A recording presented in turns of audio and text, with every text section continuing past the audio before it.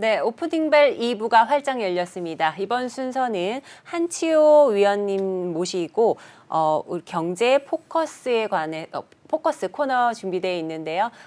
여러 가지 전반적인 경제에 관해서 말씀 많이 해주실 것 같습니다. 자, 제 옆에는 한치호 위원님 나와 계십니다. 안녕하세요. 네, 안녕하세요. 네, 저희가 새 단장을 하고 처음 이제 출연을 하시게 됐는데 네. 소감 한 말씀 부탁드릴게요. 저는 사실 내외경제로 처음 출연인데 네. 이렇게 와서 보니까 아주 깨끗하고 네. 잘 돼 있는 것 같아요, 생각보다. 그리고 네네. 작지만 강하다. 뭐 이런 것들 느낌을 좀 받은 느낌을 갖고 있고요. 네. 스튜디오가 아주 깨끗해서 아주 보기 좋습니다. 네, 좋습니다. 자, 그러면 한치호 전문가님과 경제 포커스 본격적으로 시작해 보도록 하겠습니다. 자, 전문가님, 현재 오늘 국내 증시는 좀 어떻게 보고 계실까요? 지금 뭐 여러분들도 계속 말씀하셔서 잘 알고 계시겠지만 지금 뭐 난리죠. 지금 코스피가 지금 2,600선도 사실 저는 사실 증권 전문가는 아닌데 네, 그렇죠. 제가 계속 이제 방송 때문에도 그렇고 아침 5시부터 계속 이제 경제 뉴스랑 뭐 CNN이랑 네. 영어를 잘 못하지만 네. 뉴스를 보고 있는데요. 네. 한 2,600도 좀 위험하지 않을까라는 우려도 좀 가지고 있습니다. 사실은 코스닥도 마찬가지겠지만 코스피 같은 경우는 2,600도 좀 어렵지 않겠냐는 오늘은, 생각을 갖고 있습니다. 네. 그런 선을 갖고 있기 때문에 네. 지금 같은 경우에는 투자하실 때 상당히 주의하셔야 될 것 같아요. 지금 개인이 계속 사고 계신 것 같은데 이런 것들을 많이 이야기하십니다. 이렇게 많이 떨어졌을 때 뭐 여력이 있으면서 사야 된다 그래서 개인들이 많이 들어오시는데 네. 무작정 들어오실 게 아니라 본인의 체력에 맞게 저는 늘 투자나 재테크 강의할 때 말씀드리는 게 본인의 체력에 맞게 그러니까 본인이 감당할 수 있을 정도의 한도로서 투자를 하는 게 맞다라고 생각하는데요. 사실 뭐 저 같은 경우만 해도 지금 주식 사서 사실은 한 30% 수익률 났다가 지금 이 사태 털어지면서 한 20% 마이너스 났어요. 그러니까 아무리 주식이나 증권만 보고 있고 열심히 하시는 분들이라 전문가들도 이런 상황에서는 어쩔 수가 없는 상황이거든요. 그렇습니다. 그래서 개인들도 좀 신중하게 접근을 하셔야 되겠다라는 네. 좀 말씀을 드리고 내일이 또 대선일입니다. 네, 내일은 그렇죠. 또 저희는 또 쉬는 날이잖아요. 네. 그럼 대선 결과에 따라서 주식시장이 크게 변화는 없겠지만 그거에 따라서 조금씩 또 달라질 수 있는 부분도 있기 때문에 맞습니다. 오늘 같은 장에서는 정말 신중하게 선택을 하셔야 된다라는 말씀을 좀 드리고 싶어요. 네, 이렇게 해서 우리 위원님이 본인의 체력에 맞는 투자 전략을 좀 가져갔으면 좋겠다라는 말씀까지 해주셨습니다. 자, 그러면 오늘 준비하신 뉴스를 하나씩 좀 살펴보도록 할게요. 첫 번째로 러시아 우크라이나 전쟁의 존재감이 커지는 가상 자산이라는 이 뉴스를 가져오셨는데요. 지금 제가 사실은 코인과 관련된 방송을 지난 작년 하반기 한 6개월 동안 했어요. 네. 그러면서 코인에 대해서 관심을 많이 갖게 되고, 그렇죠. 그때 NFT나 이런 부분들은 좀 충분히 될 것이고, 그다음에 페이코인처럼 이 결제를 할 수 있는 코인들은 확실히 좀 투자 가치가 있다라고 판단을 했거든요. 근데 아니나 다를까 이제 메타버스까지 엮어지면서 지금 세 가지 분야들이 잘 이루어지고 있는데 거기에 이제 반면에 지금 우크라이나 전쟁이 터지면서 또 코로나가 지금 오미크론이 오늘만 해도 20만 명 확진자가 나왔다고 발표가 그렇죠. 나왔거든요. 네네. 이런 상황이 되다 보니까 가상자산 시장도 좀 어려워지고 있어요. 그래서 제가 아까 개인적인 말씀을 좀 드리는 이유가 뭐냐면 네. 저 정말 신중하셔야 된다는 게 제가 1월 2일 날 샀습니다. 네. 4개 종목을 샀는데 네. 수익률이 얼마일까요? 오늘 현재 지금 시간 현재로 수익률이 마이너스 어허. 25%예요. 이게 왜 그러냐면 네. 저는 비트코인을 제가 투자한 금액의 절반은 비트코인, 또 나머지의 또 절반은 이더리움, 또 나머지 절반씩은 리플하고 솔라나를 샀는데 네. 그래도 가장 적게 빠진 종목이 뭘까요? 바로 비트코인입니다.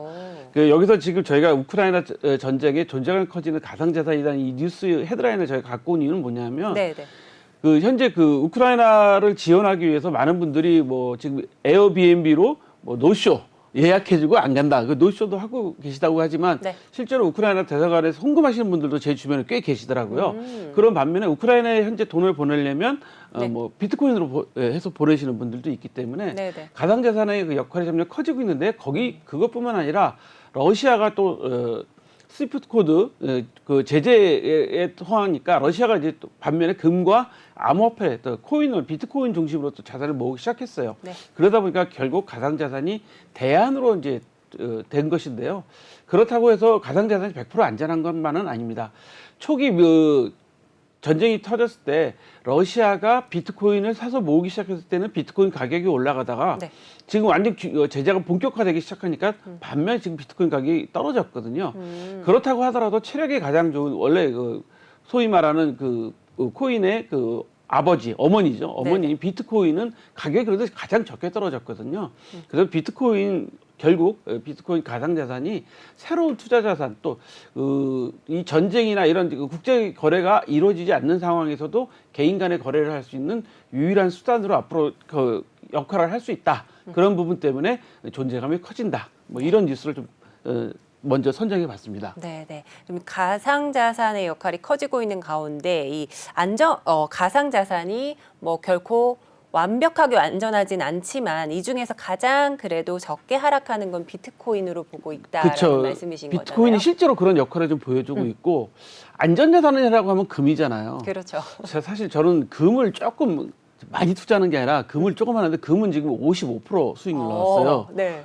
제 매입 금액에 네네네. 55% 수익 금액 나왔는데 금은 이제 러시아에서도 지금 현재 그 제재를 가하니까 결제 부분에 제재를 가하니까 금을 사 모으기 시작했다는 거 아니겠습니까? 그렇죠. 우리나라도 그 IMF 외환위기 때 가장 먼저 한 일이 뭐죠? 금 모으기 운동 했잖아요. 네. 외환이 없었는데 금 모으기 운동 했듯이 네네. 금이 가장 안전한 안전자산이라고 하는 데 비해서 금값은 지금 많이 올랐어요. 네. 금 시세는 안전하다서 올랐는데 반면에 가상자산 중에서도 비트코인은 그나마 현재 자기 자신을 잘 지키고 있다. 지금 현재 비트코인 같은 경우도 생각보다 다른 코인에 비교해서 많이 떨어지지 않았기 때문에 네. 비트코인에 투자하시는 것도 새로운 그 안전자산의 투자처가 될 것이다. 네네. 물론 이런 말씀들 많이 하십니다. 금과 비트코인이 이렇게 서로 대체제로 왔다 갔다 하는 그런 주식과 채권처럼 대체제로 왔다 갔다 하는 역할을 하고 있다고 하지만 네네. 이미 가상자산 그중에서도 비트코인은 우리 그 경제 활동에 빼놓을 수 없는 중요한 투자 부분이 됐기 때문에 비트코인 투자의 역할이 점점 커지고 있다. 거기에는 국가 간에 서로 거래할 수 있는 개인 간에 거래할 수 있는 부분이 막히게 될 경우에는 금을 갖고 갈 수는 없잖아요. 네네네. 얼마 전에 그 오스틴 임플란트인가 거기 그 횡령 사건 났을 때 직원이 금을 750kg 샀다고 그래갖고 750kg 사면 허리 옮기다가 허리 빠집니다.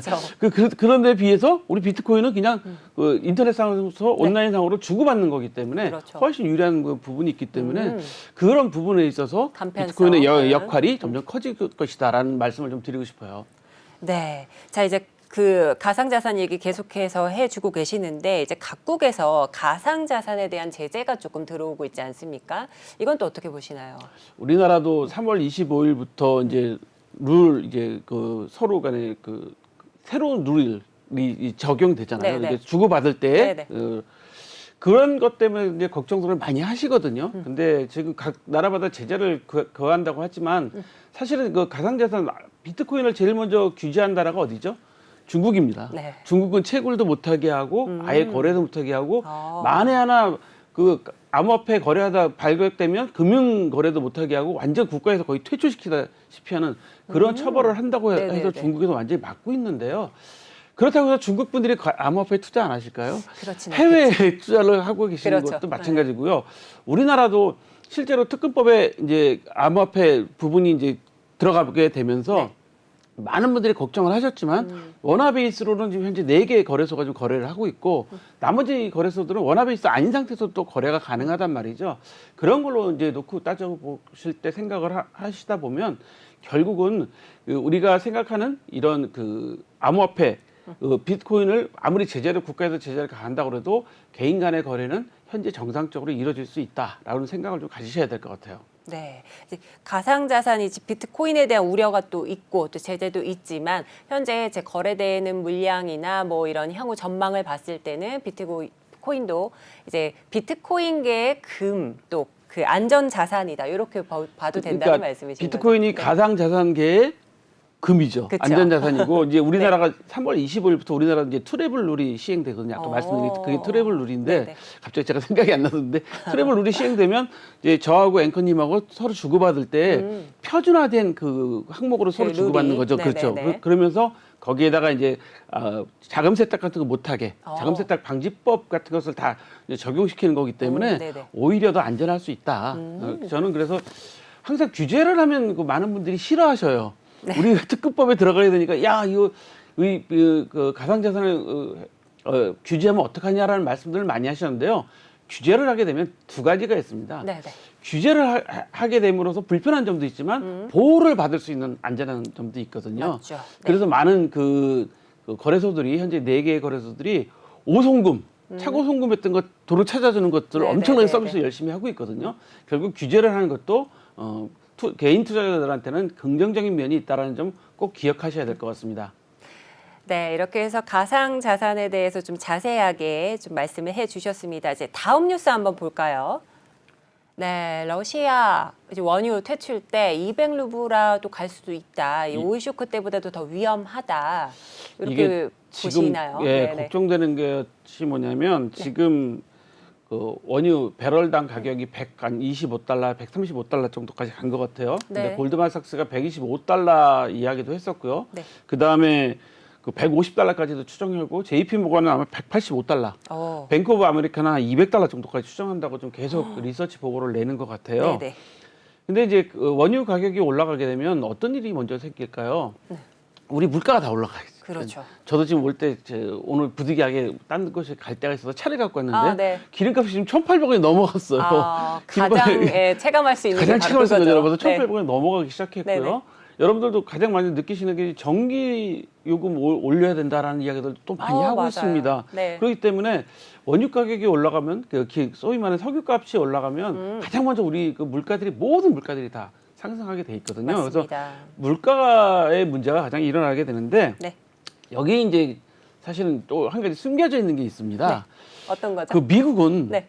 비축률을 풀어요. 어. 비축 그러면 예를 들어서 원유 가격이 많이 올라간 상태에서 네네. 미국이 비축률을 푸는 이유가 뭘까요? 그럼 미국은 셰일가스의 그 생산 단가도 맞을 것이고 네네. 샌드 오일도 생산 단가가 맞을 거예요. 원유값이 낮은 상태에서는 이 셰일가스나 샌드 오일이 채굴 단가가 안 맞아서 채굴을 하면 할수록 손해인데 네네. 가격이 올라가면 이 셰일가스나 샌드오일도 채굴이 가능하단 말이죠. 그렇죠. 그렇다면 미국 같은 나라에서는 어떤 일을 벌이게 되냐면 비축률을 수출하게 됩니다. 그렇게 되면 다른 나라를 좀 통제하기가 좀 쉬워지죠. 대표적인 사례가 어떤 사례가 있었냐면 네. 미국이 최초로 그 백악관 안보보좌관 그 의견으로 네. 그 비축률을 수출하기 시작한 적이 있어요. 그때가 언제냐면 바로 그 러시아하고 문제가 네. 됐을 때, 지난번에 러시아가 문제가 됐을 때, 그때도 이 셰일가스하고 샌드오일 가격이 맞았단 말이죠. 그다음에 네네. 베네수엘라, 베네수엘라하고도 한참 갈등이 심할 때인데, 네네. 그때는 베네수엘라도 오일 그러니까 석유값이 비쌀 때니까 거의 배럴당 200달러 가까이 수준까지 갔었을 때니까 네네. 나라가 뭐 돈이 있다고 생각했지만 네네. 미국이 비축률을 풀면서 가격이 떨어지면서 사실은 베네수엘라가 폭망했어요. 러시아도 그때부터 경제가 어려워졌습니다. 네. 그런 부분이 있기 때문에 지금 아마 많이들 지금 재고 있을 거예요. 미국이나 유럽에서는 과연 이 유가를 어떻게 해야 될 것이냐. 지금 러시아가 지금 파이프라인을 막겠다고 이야기하고 있고 또 거기에다 우리나라를 비우호 국가로 지정했습니다. 네. 비우호 국가는 우리한테 제재하는 국가에 대해서는 우리도 마찬가지로 제재할 거야. 네. 돈 안 갚을래. 뭐 이런 얘기도 지금 하고 있는 상태거든요. 네네. 그런 상태이기 때문에 아마 이 전쟁은 사실은 우크라이나와 러시아의 전쟁이 아니라 서방 세계와 러시아의 전쟁이 지금 돼버린 상태예요. 그래서 지금 그렇죠. 러시아에서는 공연도 취소시키고 관광도 취소시키고 맞아요. 뭐 이런 현상들이 벌어지고 있거든요. 네네. 그런 상태로 간다 그럴 때 만약에 원유 문제가 된다고 했을 때는 가장 크게 문제되는 점들이 지금 말씀드린 것처럼 미국이 비축률을 수출하면서 다른 국가들을 좀 이렇게 숨통을 주게 됐을 때는 과연 어떤 현상이 벌어질 것인가 네. 이런 부분들이 사실 좀 걱정되기 때문에 네네. 그렇지만 그렇다고 하더라도 가격은 네. 물가는 올라간다는 거죠. 그렇죠. 네, 물가는 올라가기 때문에 네. 여러분들도 상당히 앞으로 준비를 좀 하셔야 되겠다. 이 전쟁이 오래 갈 수도 있어 보입니다. 지금 러시아가 그렇죠. 장기화가. 공격을 네. 현재 뉴스를 보면 의외로 우크라이나가 잘 버텨주고 있다. 그리고 뉴스에서도 보셨겠지만 우리나라의 그 네. 유명한 이근대인가 이분도 뭐 예. 법을 어기다 갔다 와서 처벌받겠다. 가셨잖아요. 처벌받겠다고 네. 가고 네네네. 있고 지금 각 세계 각국에서 막 그런 분들이 지원 사병들이. 가고 있다고 그쵸. 그러잖아요. 그래서 이 전쟁이 오래 가게 될 경우에는 여파가 오래 미칠 수 있고 우리나라는 근데 70년대 이미 오일 쇼크를 다 겪으셨습니다. 겪으셨고 그 임진왜란보다 더하다는 IMF 외환위기도 겪으셨기 때문에 맞습니다. 우리나라는 잘 네. 버티시겠지만 네네. 그렇다고 하더라도 지금부터 준비하셔야 되는 건 꼭 필요한 거죠. 우리가 뉴스를 몰랐을 때는 준비할 수 네. 없었지만 이미 준비하기가 가능할 때는 준비하시는 게 맞습니다. 지금부터라도 허리띠를 좀 졸라매실 준비를 하셔야 될 것 같습니다. 네, 또 다른 뉴스 좀 준비해 주셨는데 차라리 PCR 검사를 안 받겠다. 네, 늘어나는 샤이 오미크론 이 기사가 있는데 참 흥미롭네요. 어떤 내용이죠? 이거 참 저도 저희 아들이 네. 그 양성 판정을 받아갖고 아, 요새 곳곳에서 맞아요. 일주일 동안 방에 간급이 돼서 있었고 네. 어제도 제가 저녁에 만나신 분이 기자님인데 네. 그 양성 판정 받아서 일주일 동안 있으셨다고 그러더라고요. 네.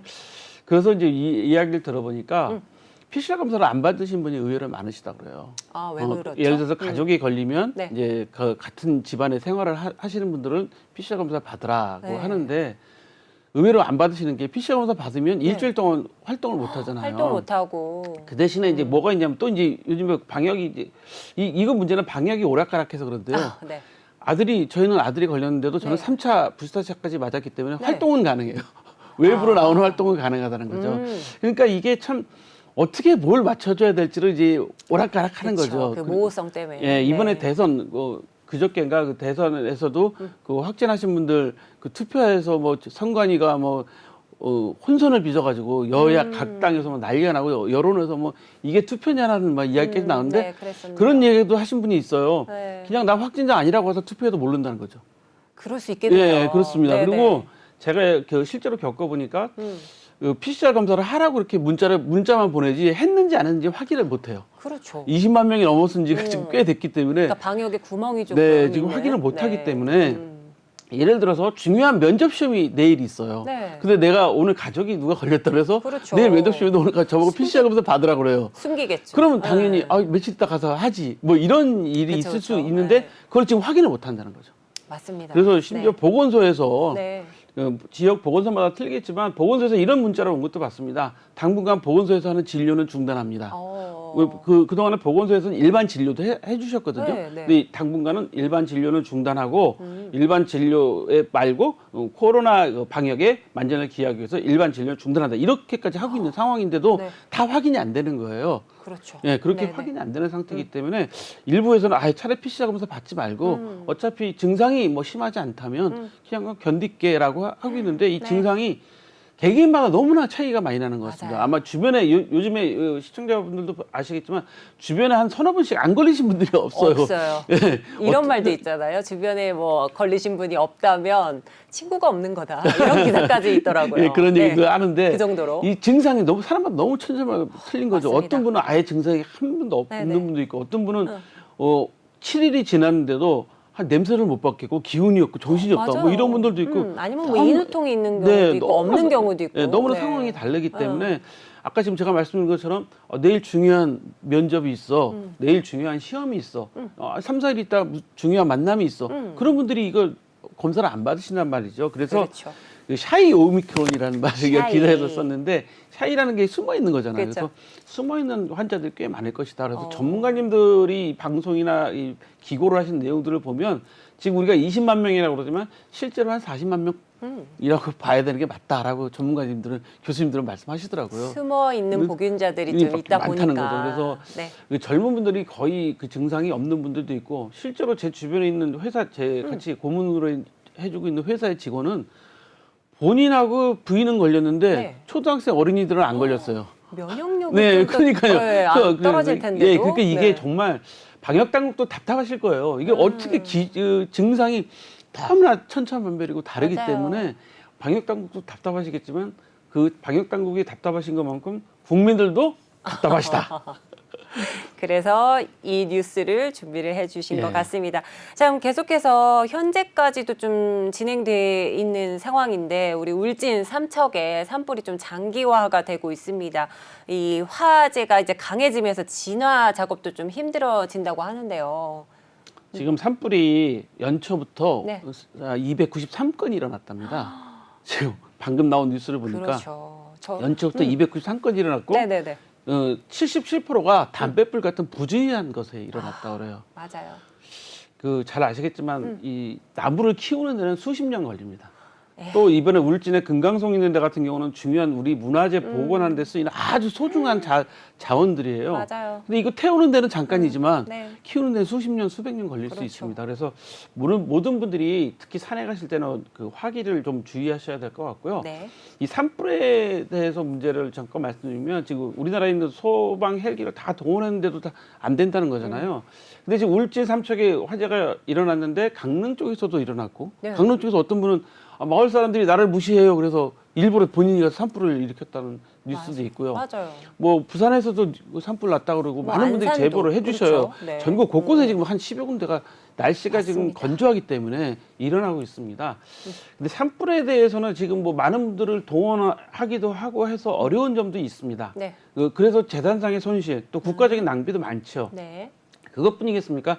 이번에는 다행히 인명 손실이 거의 없어서 다행이지만 그렇죠. 인명 피해가 일어났을 경우 더 큰 손실이 아, 있잖아요. 맞습니다. 그렇기 때문에 이 산불 문제에 대해서는 정말 중요시해야 되는데 네. 제가 이제 약간 꼰대 같은 말씀 하나 가지 드리면 말씀해 과거에 주세요. 네. 박정희 대통령 그 정권 시절에는요, 네네. 그 우리 그 지방자치단체장이 임명하던 시절이잖아요. 음. 산불 나면 무조건 다 아웃. 아웃 시켰답니다. 어허. 그 정도로 그 살림에 대해서 신경을 그렇죠. 많이 썼어요. 그 그렇게- 묘목 심기도 많이 하신 것 그렇죠. 같고요. 예, 생식목일 날 맞아요. 그 네. 회사에서는 전부 다 나무 심으러 가고 뭐 아, 그런 회사에서도요? 행사도 했고요. 네네네. 그 저도 전에 그 처음 직장 회사에서 산에 나무 심으러 가갖고 개나리를 엄청 많이 심었어요. 맞아요. 그래서 식목일이 괜히 제정된 게 아니잖아요. 그렇죠. 예, 그렇죠? 중요한 날이었었는데 그래서 우리나라 산림 자원이 이 정도 되니까 사실 북한하고도 우리가 늘 비교하지만 북한은 식량 자원이 부족하다 보니까 산을 뭐 민둥산을 만들어서 밭을 만들고 해서 뭐 맞아요. 산사태도 일어나고 홍수가 네네. 나면 북한이 그 홍수 소식이 많은 이유가 나무가 없기 때문에 그렇죠. 사실 산림이 가장 문제라고 하거든요. 맞습니다. 네. 그래서 북한도 아마 남북 대화할 때 보면 두 가지는 적극적으로 받아들인 것 같아요. 철도하고 철도. 그다음에 산림. 이 산림. 문제만큼은 북한도 적극적으로 우리나라의 그 지원을 받아들이는 것 같은데 맞습니다. 이 산림 자원의 소중한 것은 더 말할 것도 없습니다. 여러분들 과거에 낙산사 주변에 그 양양 화재 났을 네. 때도 생각해 보시면 낙산사도 불에 탔잖아요. 네. 그런 소중한 문화재도 타고 저는 더 걱정스러운 게 꼰대 같은 얘기 또 한마디 하면 그 TV에 요즘 자연인 많이 나오시잖아요. 아, 맞아요. 자연인들 보면 되게 다 산에 들어가서 맞아요. 깊숙한 곳 사시는데 저도 걱정했거든요. 예, 근데 네. 혹시 혹시 그쪽에 계신 자연인 생활하고 계신 분들 인명 피해는 있지 않았나 걱정도 사실 그것부터 먼저 되더라고요. 네, 사실 이렇게 체크되지 않는 사항들이다 그렇죠. 보니까. 예, 그렇기 때문에 그런 걱정들도 되고 하기 때문에 산림에 대한 피해는 뭐 이것저것 말할 거 없습니다. 사실 코로나보다도 이 산림은 바로 효과가 나타난 거잖아요. 벌써 뭐 몇천 헥타, 몇만 헥타가 아, 지금 맞아요. 사라졌다고 하기 때문에 지금도 진행 중이고요. 아예 네. 아직도 다 지금 그 진압이 안 돼가지고 그 소방관이 과로로 쓰러져서 돌아가신 소방관도 좀 있다고 하십니다. 네. 그래서 오늘 오전 그 진화하는 게 가장 중요하다고 하는데 네. 지금 전 국가가 재난 상태를 선포하고 열심히 대응을 하고 있습니다. 여러분들 이 산불을 남의 얘기로만 좀 보실 게 아니라 산불은 국가적인 자원, 국가적인 자산이 날아가는 겁니다. 네. 혹시 그 산을 갖고 소유하고 계신 분은 아십니까? 산림은요 개인의 사유지만 공공재로 보여집니다. 그래서 산림을 함부로 훼손한 내 땅, 내 산이라도 함부로 훼손하면 처벌받아요. 허가 없이 예를 들어 산림을 훼손하면 처벌받습니다. 제가 우스갯소리로 그렇습니다. 내가 갖고 있는 산이라도 거기다 포크레인으로 허가 안 받고 포크레인으로 나무 한 그루라도 네. 찍어내면 바로 검찰에 경찰에 그 처벌받습니다. 오. 그 정도로 중요하고 오. 정기적으로 나라에서 그 개인 사유지라도 산림은 그 계속 그 가꿀 수 있도록 지원을 해줘요. 일정 부분. 네. 그 정도로 국가 자원이 그 중요한 거거든요. 맞습니다. 그래서 여러분들도 이 산불 나는 게 이 남의 일이다 생각하지 마시고 네. 정말 산에 가실 때 등산들 좋아하시잖아요. 산에 네. 가시고 하실 때 정말 조심하셔야 되고 특히 농촌에 계신 분들 요즘에 봄이 시작돼가서 뭐 과거에는 뚝을 태우고 논뚝 태우기 이런 거 많이 하셨잖아요. 근데 요즘 일부러. 못하게 하잖아요. 네네. 그래서 절대 그런 거 하시면 안 됩니다. 그래서 맞습니다. 산림은 국가적인 자원이다라고 생각하시고 같이 보호해야 될 것 같아요. 이게 아무래도 우리나라가 3분의 2가 산이다 보니까 더욱더 와닿는 이런 얘기인 것 같습니다. 남의 이야기가 아니고 국가적인 재난 문제에 봉착돼 있다라는 말씀 해주셨습니다. 자, 이제 다음 뉴스 한번 볼까요? 현대차 관련 소식인데 현대차가 중고차 매매업에 공식적으로 진출한다라는 이런 뉴스입니다. 이 생계형 적합 업종으로 지정이 될까라는 이런 물음까지 가져가는데요. 이거 며칠 있으면 아마 결정을 하는 것 같아요. 그래요? 네, 며칠 네네. 있으면 아마 17일 뭐 이때쯤 되면 아마 결정을 좀 하는 것 같은데 네. 이 중소기업청에서 이제 중소기업 업종이다라고 이제 생계 업종이다라고 지정하면 현대차는 진출을 못합니다. 과거에도 그 다른 회사들이 기업들이 사실 중고차 판매 시장에 진출한 사례가 있어요. 벌써 20여 년 전에 진출했다가 네. 철수를 해버렸어요. 아. 그런 사례도 있습니다. 네. 그러니까 여기서 그러니까 중고차를 본인들이 직접 거래한 게 아니라 네. 중고차 매매상 매매업을 한 거죠. 매매 단지를 만들어 그쵸. 줬다가 철수한 사례가 있습니다. 실제로. 근데 이게 중고차 문제에 대해서는 저는 이렇게 생각해요. 이 중고차 업계에 계신 분들은 대기업이 진출하면 안 된다라고 좀 말씀하시는데 사실은 여기에는 자정 노력이 없었기 때문에 이런 이야기들이 나오는 겁니다. 여러분들 뭐 유튜브들 많이 보시고 뉴스들 많이 보시겠지만 중고차 허위 매물이 엄청나게 많이 올라오잖아요. 맞아요. 그래서 가짜 매물을 올려놓고 차 사러 오면 협박해서 뭐 팔기도 했다. 뭐 이런 뉴스들도 보시기도 네, 하고 종종 있었죠. 실제로 네. 유튜브 방송하시는 분들이 거기서 막 싸우는 그 장면도 실제로 나오기도 했고요. 네. 얼마 전에는요. 대선 후보께서 네. 중고차 허위 매물이 없도록 하겠다라는 말씀까지 한 걸 제가 기억을 합니다. 그 정도로 사회 문제가 돼 있는 거죠. 그렇죠. 네, 근데 왜 중고차가 지금 중요하냐면요. 네. 여러분들 잘 아시잖아요. 차량용 반도체가 지금 부족해가지고 지금 우리나라도 마찬가지지만 외국 같은 경우는 한 5년 걸립니다. 지금 신차를 신청해도 반도체가 없어서 5년 걸리니까 어떡할래요? 그러면 가격이 당연히 올라가게 되죠. 그쵸. 그러다 보니까 우리나라도 지금 한 1년 반 정도 걸린다고 하거든요. 차종에 따라서는. 그러다 보니까 중고차 가격이 많이 올라갔어요. 그러니까 중고차가 당장에 필요하신 분들이 있잖아요. 그렇죠. 진짜로 생계에 필요해서 뭐 장사를 하시는 분들이나 영업을 하시는 분들은 실제로 당장 차가 필요하신 분들이 있는데 신차가 바로 안 나오게 되니까 중고차를 많이 이용하시게 돼요. 그런데 중고차 매매 하시는 분들이 다는 아니겠지만 일부 분들이 이렇게 투명하지 않게 또 소비자가 피해가 가게끔 하는 일이 생기다 보니까 결국 중고차 시장을 신뢰하지 못하게 되는 거죠. 개개인이 하는 시장을 신뢰하지 못하게 되니까 그럼 어떤 일이 생길까요? 당연히 소비자는 큰 회사들이 해주길 바라죠. 네. 좀 더 신뢰성 있는 회사들이 해주길 바라는 상황이기 때문에 네. 아마 이런 현대차도 과감하게 진출하는 것 같은데 네.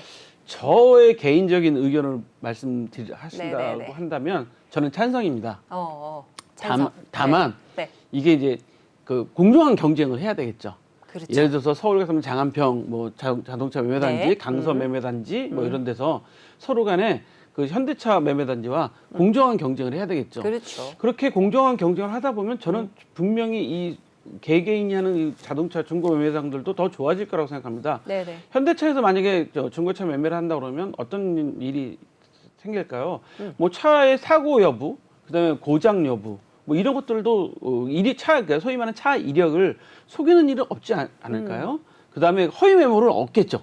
당연히 그 대기업이니까 그 허위 그 요즘에 ESG 경영도 중요한 이야기로 나오는데 그렇죠. 당연히 허위 매물은 없겠죠. 네. 그러다 보면 어떻게 됐습니까? 경쟁력 많은 분들이 소비자들이 결국 대규모 대형 회사의 대기업의 그 중고차를 이용하게 되면 우리 소형 우리 중고차 하시는 분들도 개개들도 중소기업들도 결국은 좋은 중고차를 확보하고 그렇죠. 이력을 속이지 않고 그렇죠. 정직하게 정당한 가격으로 하게 되면 그러니까 선의의 경쟁. 선의의 경쟁이 돼서 네. 서로 이렇게 상승 효과가 나타나는 거죠.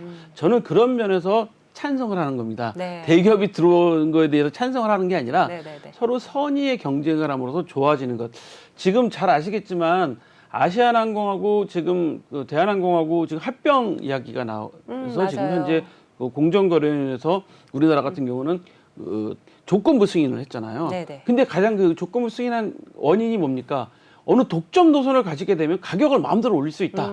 이거 하면 안 된다. 네네. 그런 이야기였잖아요.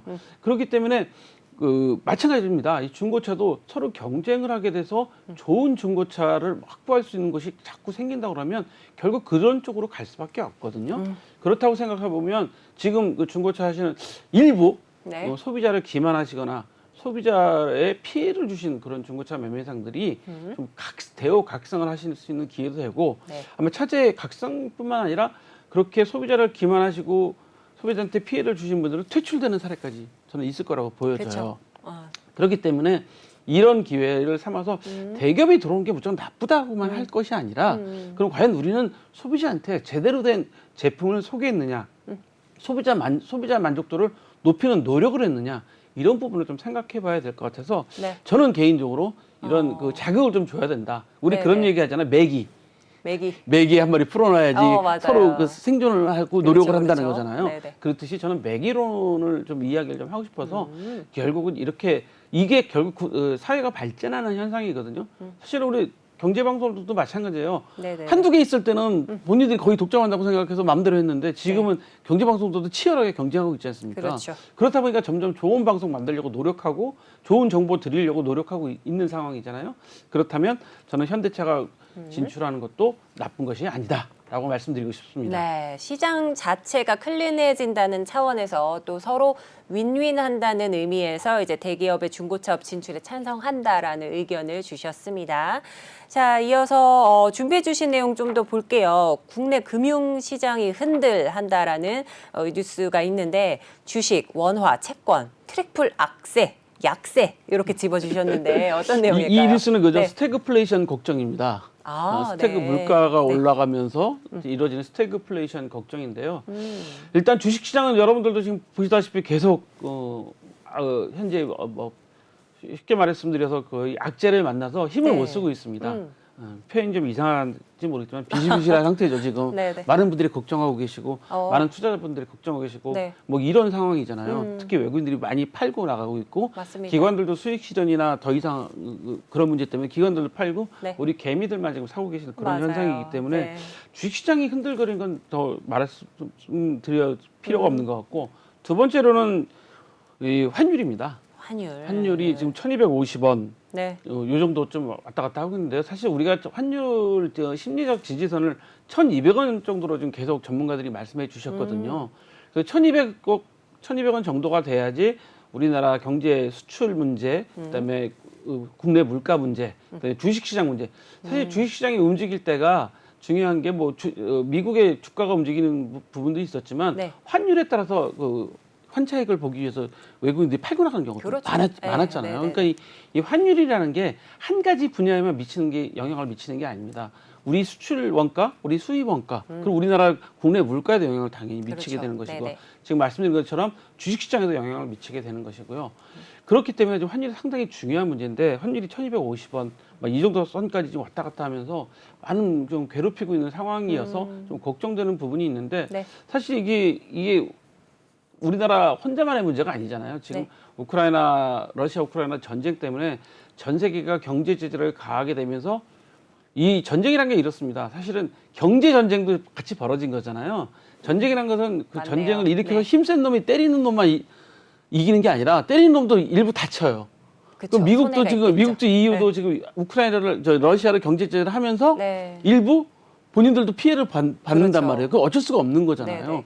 그런 상황이기 때문에 우리나라도 그런 영향을 좀 받고 있기 때문에 준비를 좀 하셔야 될 것 같고 채권도 뭐 더 말씀드리지 않아도 네. 채권 부분까지 해서 세 분야가 다 지금 어려운 상황을 맡고 있고 트리플 약세로. 네. 그런 부분이 있고 지금 러시아 국채는 지금 거래를 중단시킨답니다. 네, 우리나라에서도 맞습니다. 네네. ETF도 중단시키고 네, 뭐 맞습니다. 러시아 국채 거래도 중단시키고 하는 이런 이번 주 지나면 다 중단될 것 같아요. 네. 그렇게 되면 어떤 일이 벌어질까요? 저는 참 걱정스러운 게 우리가 러시아에서 갖고 오는 원자재도 많이 있잖아요. 맞아요. 그래서 오늘 가장 큰 그 뉴스가 뭐였습니까? 니켈이 뭐 62%가 올랐다, 그쵸, 선물 가격이 그쵸. 올랐다, 뭐 50%가 올랐다. 네. 이런 게 가장 큰 문제였지 않습니까? 그러다 보니까 결국 그것 때문에 주식시장도 악영향을 미치게 되고 경제 전반이 어려워지게 되는 상황이 저희 되는 거거든요. 먹거리도 수출해오는 게 있었잖아요, 러시아에서. 우리는 우리나라는 전부 다 수입입니다. 그쵸, 죄송합니다만 설탕 다 수입해야죠. 네. 그다음에 식용유도 거의 대부분 다 수입해야죠. 콩을 수입해야 되는 문제가 있고 더 중요한 건 밀가루. 빵 좋아하시죠? 맞아요. 밀가루는 제가 농촌 그 컨설팅을 하면서 네. 농림부에 계신 분들하고 대화를 나눠본 적이 있는데 우리나라 밀가루 자급률이 3%래요. 3%? 예, 3%입니다. 그러니까 여러분들이 드시는 그 대부분의 그 맛있는 빵들은 아우, 맛있는데. 대부분 다 수입 밀가루라는 사실입니다. 그럼 그 가격도 당연히 오르겠죠. 오르죠. 네. 그래도 지금 아마 아실 겁니다. 뭐 유명한 제가 체인 그 빵집에 가서 지금 빵값이 얼마나 오르셨는지 샌드위치 5,000원 하던 게 지금 5,700원 6,000원 지금 막 예전 가격이 예, 아니에요. 아닙니다. 네네. 넘어가고 있는 이런 상황이거든요. 네. 그 밀가루 같은 경우 식량은 당연히 그렇게 돼 있고요. 어. 우리나라는 이제 쌀은 이제 사실 많이 안 드시니까. 왜냐하면 이제 요새는. 식상이 너무 다양화됐어요. 그렇죠. 피자 좋아하시죠? 스파게티 좋아하시죠? 치킨 좋아하시죠? 뭐 다들 그렇게 돼 있잖아요. 네, 그렇죠. 사실 족발도 사실 좋아하시잖아요. 그렇죠, 그렇죠. 예, 죄송하지만 우리나라 국민들이 드시는 하루 족발을 아. 우리나라 국물 순수 돼지 갖고 다 만족시킬 수 있을까요? 결국 없죠. 수입이죠. 그러네요. 여기 고등어 조림 좋아하시는데 고등어도 다 노르웨이산, 맞아요. 뭐 다 칠레산 이런 거 다 킹크랩도 수입하잖아요. 러시아산. 다 그렇잖아요. 네. 그렇기 때문에 죄송한 말씀이지만 여러분들 정말 이제 그 물가에 대해서 대비를 하셔야 되고요. 러시아하고 문제가 생기면요. 제세상의 명태, 대구포 명태 맞아요. 못 올립니다. 제세상의 포를 못 올리는 명태는 대부분 다 러시아산이잖아요. 그런 일이 되기 때문에 네. 아마 우리가 이런 분야에 대해서 정말 신경 써야 되기 때문에 그 금융시장까지 다 흔들리고 있다. 결국 식량 자원도 여기 전쟁이 됐다. 이제 에너지, 식량 모든 분야가 이제 다 전쟁적인 요소가 가미돼 있다는 걸 좀 기억하셔야 될 것 같습니다. 그래서 네. 단순하게 무력 전쟁이 일어나는 게 전쟁이 아니라 자원 전쟁이 진짜 본격화됐다라는 네. 것을 좀 기억하셔야 될 거기에 것 이제 같습니다. 경제 전쟁까지 해서 자, 그래서 러시아 관련 얘기가 나왔으니까요. 마지막 이어서도 뉴스 한번 봐볼게요. 러시아 부도설에 환율이 1,220원 뚫었다, 1,250원을 갈 수도 있겠다라는 이런 뉴스가 있는데요. 지금 러시아 문제를 계속 이야기하고 있는데요. 지금 환율 문제 아까 좀 전에도 말씀드렸잖아요. 예.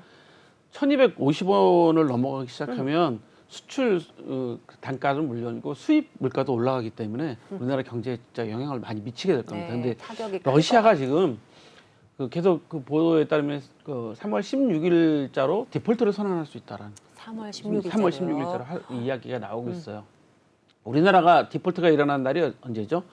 97년 12월 3일입니다. 저도 그때 사업하다 부도가 나갔고 그 경험이 또 머릿속에 생생한데 97년 12월 3일 날 우리나라 그 경제부총리가 나오셔서 자 우리나라는 이제 올해부터는 외환이 없다. 아이고요. 빚을 갚을 수가 없기 때문에 IMF 체제로 간다라고 해서 외국에 전부 통제를 받게 맞아요. 되고 그 다 당시에 기억하실 거예요. 네. 환율도 엄청 오르고 주가는 떨어지고 집값도 떨어지고 뭐 거리에 뭐 진짜 그렇죠. 실업자가 늘어나기 시작하고 해외 여행을 아예 못 나가게 했어요. 외화를 쓸 수가 없기 때문에 그런 일이 벌어졌었습니다. 그러면서 우리나라가 어떤 영향을 겪었죠? 어마어마한 그 체질 개선이 됐는데 네. 러시아 같은 경우는 좀 전쟁을 본인들이 일으켰으면서 만약에 3월 16일 디폴트를 선언하게 되면 어떤 일이 벌어지게 될까요?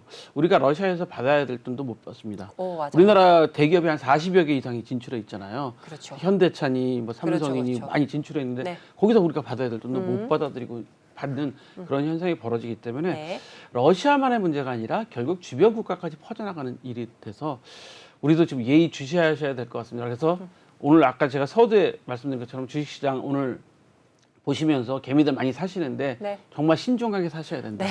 그래서 체력에 맞게 투자를 하셔야 맞습니다. 된다는 걸 다시 한번 강조해서 말씀드리겠습니다. 네, 오늘 전문가님 좋은 말씀 많이 해주셨는데요. 오늘 첫 출연인 만큼 이제 시청자분들께 한 말씀 해주신다면요. 경제는 정보입니다. 네. 정보와 그 심리적인 게 가장 크게 작용하는 것 같아요. 네. 그래서 정보가 있어야지 아무도 대비할 수 있는 것이고, 그다음에 심리적인 문제에 따라서 투매가 일어날 수도 있고, 네. 투기가 일어날 수도 있고, 뭐 여러 가지 상황이 일어나기 때문에 항상 이 경제 정보에 여러분들이 귀를 좀 보셔야 될 것 같고요. 아침에 일어나시면 가장 먼저 하실 게 경제방송 틀어놓으시고 내외경제 틀어놓으시고 보시고요. 네. 인터넷 여시면 경제뉴스부터 보시고요. 네. 예, 그게 가장 중요한 것 같아요. 그래서 저는 네네. 학교에서 우리 학생들 강의할 때도 네네. 가장 중요하게 생각하는 게 경제뉴스 많이 봐라부터 이야기해 줍니다. 그래서 여러분들 경제뉴스에 민감한 시민이 되셔야지, 투자자가 되셔야지 네. 성공 투자하실 수 있습니다. 네. 네, 지금 좋은 말씀 해주셨던 한치호 교수님은요, 화요일부터 금요일까지 여러분들 이 시간에 찾아뵈니까 많은 시청 부탁드립니다. 오늘 좋은 말씀 해주신 이 한치호 교수님 감사드립니다. 예, 감사합니다. 네, 저는 잠시 후 다시 찾아뵙도록 하겠습니다.